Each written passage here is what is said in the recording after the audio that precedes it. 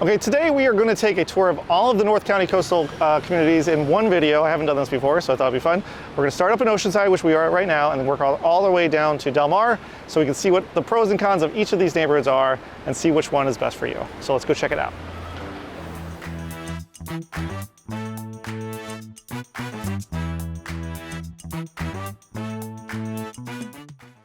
Oceanside is San Diego's northernmost beach town and one of the fastest changing cities on the coast. For years, Oceanside was kind of the underdog, close to Camp Pendleton with a gritty rep and lots of untapped potential. But in the last 5 years, total transformation. Think rooftop bars, boutique hotels, and new restaurants that would impress even the pickiest foodie. Oceanside is known for its long, iconic pier, a strong surf culture, and a waterfront that's getting better with each and every project. You still get that casual, salty air beach vibe, but with just enough edge to keep it interesting. Living here comes with some major perks. First off, it's more affordable than its coastal neighbors. You can still find single-family homes for under $1 million, which is saying something for SoCal. It's also commuter-friendly thanks to the train station and quick freeway access. The outdoor lifestyle here is huge. Surfing, biking, running along the Strand, it's all part of the culture. Plus, the energy from all the new development makes it feel like a city on the rise. Now on the flip side, Oceanside's still growing into its new identity. Some parts of the city are a little bit rougher around the edges, and crime can be a little bit higher in a few pockets. The beach areas can get super crowded in the summer, and Coast Highway is often jammed. Upscale shopping and private school options are limited, and the marine layer, let's just say June gloom sometimes overstays its welcome here in Oceanside. All right, so my biggest knock on Oceanside is probably the location. You're kind of the north end of North County San Diego, so if you want to explore all of San Diego has to offer, you're gonna have to travel a little bit.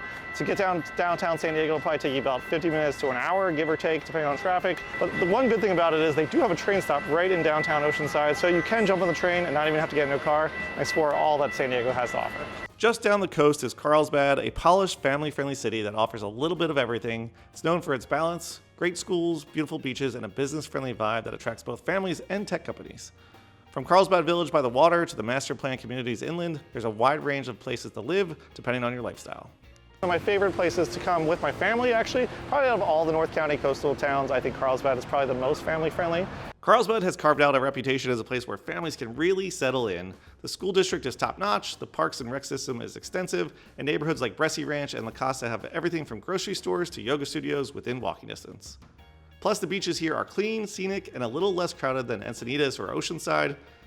Shopping is also a win with spots like the Forum and the Carlsbad outlets drawing crowds year-round. But life in Carlsbad does not come cheap. Home prices have shot up, especially closer to the coast, and many newer communities come with extra HOA or Melrose fees. Tourists can flood the area around Legoland and Carlsbad Village, especially on weekdays and holidays. Traffic along the 5 freeway can be a daily headache, and while the city offers a ton of family-oriented activities, the nightlife is, let's just call it, sleepy. And if you're looking for energy after 9 p.m., you may want to look elsewhere.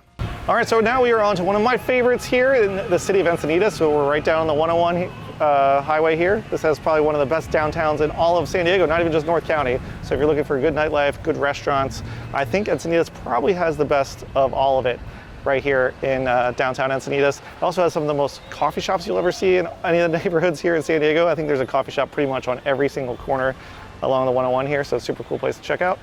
It's made up of several mini neighborhoods like Locadia, Cardiff by the Sea, and Olivenhain, each with a slightly different flavor. Whether you're grabbing a smoothie after yoga, checking out a farmer's market, or paddling out for a sunset session at Swami's, this town marches to the beat of its own drum. Encinitas is known for its funky, creative vibe, great surfing, and a tight-knit community that's passionate about keeping the city authentic. It's one of those places where people take pride in buying local, supporting small businesses, and preserving the surf town soul. Living here means getting swept into the laid-back vibe lifestyle.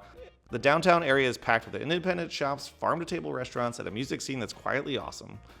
The beaches are top tier, and the community really looks out for its own. People who move here often say it feels like home faster than anywhere else in San Diego. Okay, so what about negatives for Encinitas? Besides cost of living, I know we've talked about these for all the neighborhoods here. They're all pretty expensive.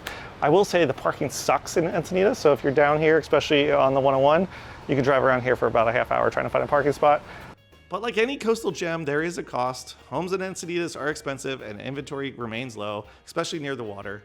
New housing is limited due to the strict development restrictions, so competition can get fierce.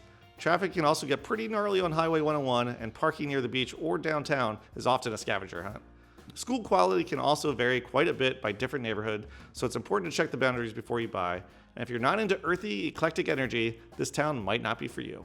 All right, so now we're working our way down to the coast here. We're in the city of Solana Beach, which is one of my personal favorites. I know I say that a lot for all these neighborhoods, but they're all pretty cool in their own way.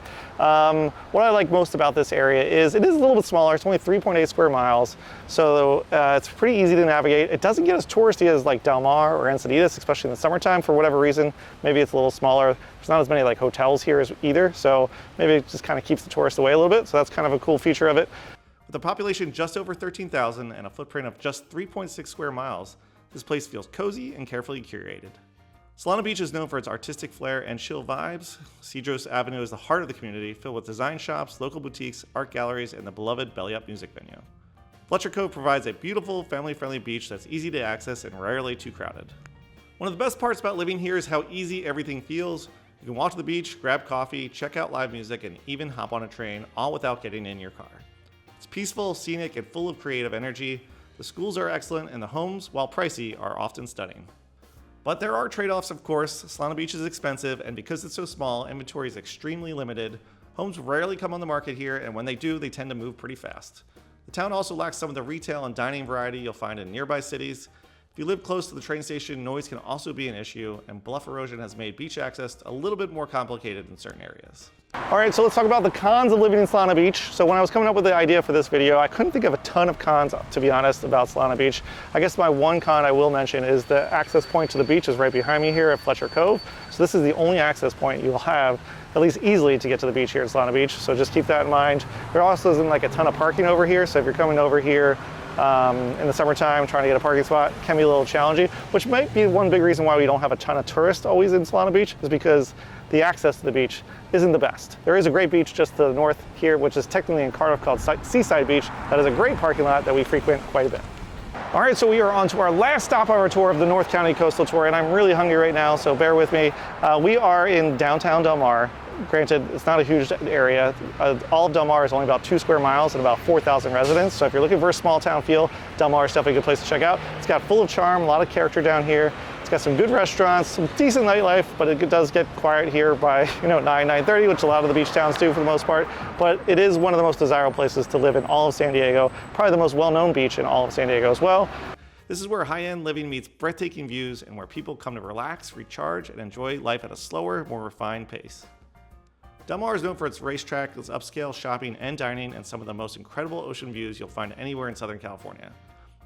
The beaches here are quieter and more pristine, and the homes, whether they're tucked into the bluffs or nestled behind gates, are pure coastal dream material. Living in Del Mar means you're surrounded by elegance. There's a calm here that's hard to find elsewhere.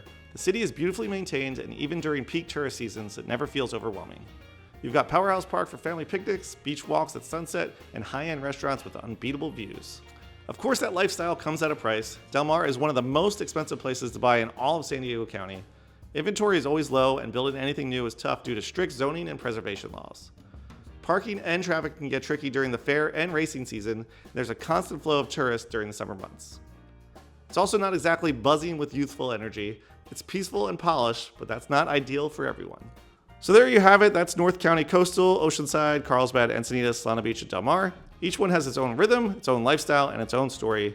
So whether you're looking for value, family-friendly suburbs, or cliffside luxury, there's a spot along the coastline for you. Let me know in the comments which one felt like home to you, and if you're ever looking to make a move, I'd love to help you out. And if this is your first time to my channel, please consider subscribing to my channel as I post new videos each and every week. Thanks for watching, and catch us next time. Bye.